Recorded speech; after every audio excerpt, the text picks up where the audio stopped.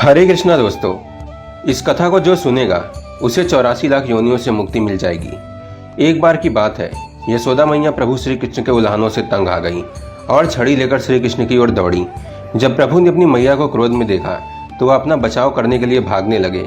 भागते भागते श्री कृष्ण एक कुम्हार के पास पहुंचे। कुम्हार तो अपनी मिट्टी के घड़े बनाने में व्यस्त था, लेकिन जैसे ही कुम्हार ने कृष्ण को देखा वो बहुत प्रसन्न हुआ। कुम्हार जानता था कि श्री कृष्ण साक्षात परमेश्वर हैं। तब प्रभु ने कुम्हार से कहा कि कुम्हार जी, आज मेरी मैया मुझ पर क्रोधित हैं। मैया छड़ी लेकर मेरे पीछे आ रही हैं, भैया मुझे कहीं छुपा लो। तब कुम्हार ने कृष्ण को एक बड़े से मटके के नीचे छिपा दिया। कुछ ही क्षणों में मैया यशोदा भी वहां आ गई। कुम्हार से पूछने लगी, क्यों रे कुम्हार, तूने मेरे कन्हैया को कहीं देखा है क्या?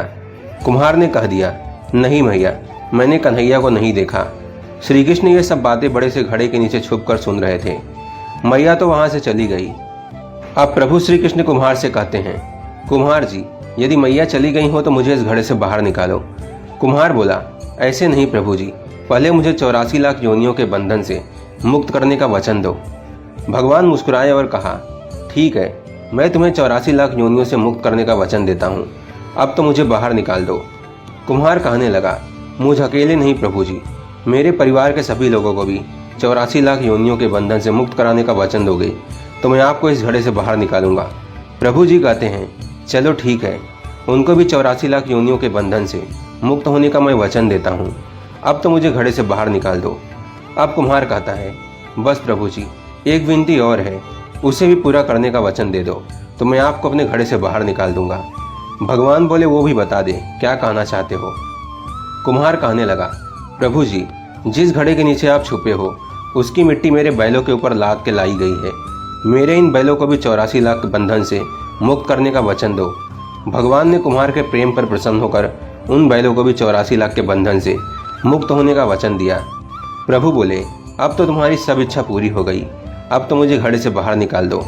तब कुम्हार कहता है, अभी नहीं भगवान, बस एक अंतिम इच्छा और है, उसे भी पूरा कर दीजिए, और वो ये है कि जो भी प्राणी हम दोनों के बीच के इस संवाद को सुनेगा उसे भी आप 84 लाख योनियों के बंधन से मुक्त करोगे। बस यह वचन दे दो, मैं आपको इस घड़े से बाहर निकाल दूंगा। कुम्हार की प्रेम भरी बातों को सुनकर प्रभु जी कृष्ण बहुत खुश हुए और कुम्हार को इस इच्छा को भी पूरा करने का वचन दिया। फिर कुम्हार ने बाल श्री कृष्ण को घड़े से बाहर निकाल दिया। उनके चरणों में साष्टांग प्रणाम किया। प्रभु जी चरण धोए और चरणामृत पिया। अपनी पूरी झोपड़ी में चरणामृत का छिड़काव किया और प्रभु जी के गले लगकर इतना रोए कि प्रभु में ही विलीन हो गए।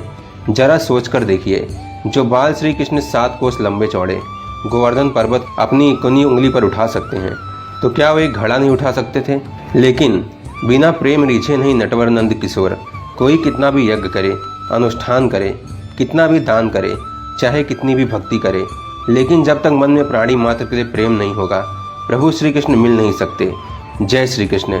राधे राधे।